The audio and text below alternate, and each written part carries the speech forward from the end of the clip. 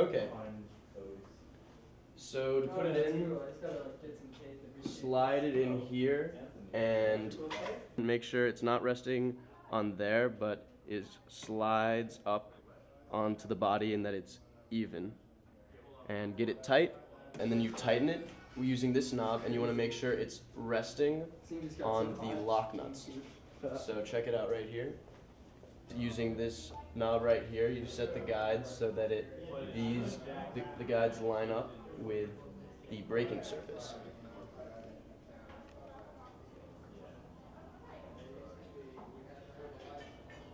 Alright, and that's how you set it to start out.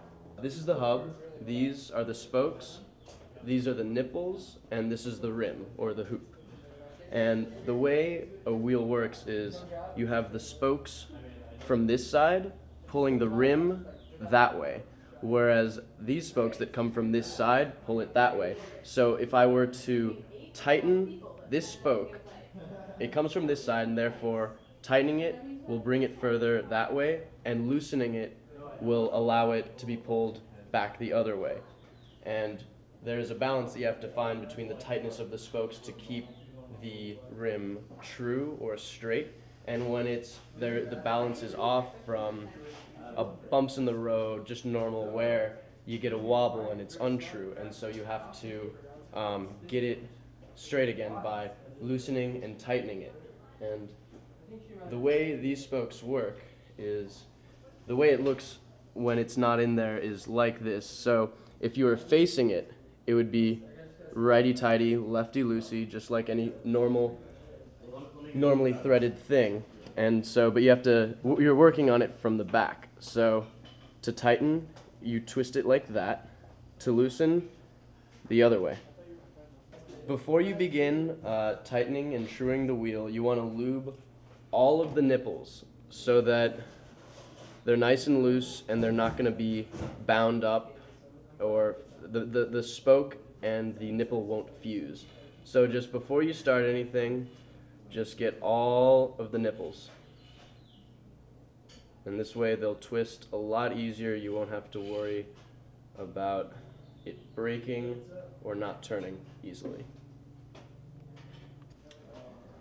And once you have it on here, you can spin it and you use the guides to find out where the bump is. And you don't really want to do this with lots of music, then you can't hear where the bump is. And so you can do it by sight, but it's also nice to do it by ear, so you can hear it scratching right around here. And so you want to work right on the spokes where the sound is coming from. So I hear it coming from here. So I'm going to work on these two spokes. So since it's hitting on this side, that means the rim is too far to the left. And so to work on it, I'm going to use this spoke right here, which is coming from that side. I'm going to loosen it just a little bit to allow it to go a little farther right, so it's not resting on it. And for this one, I'm going to tighten it because it's from this side and wants to pull it that way. And so tightening it like that. And so you do it just enough so that it's not, the guide is no longer hitting the rim. You don't want to over loosen or tighten, because then you may overcompensate and therefore you'll have a wobble on the other side. And so now it's completely fine not touching anywhere on this setting, and so then you just bring the guides in a little closer until you hear a skip.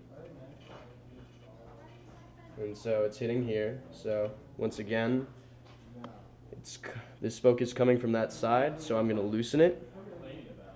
And this one, which is coming from the other side, I'm going to tighten by turning it that way. Just tiny little turns is all you need, just enough so that it's no longer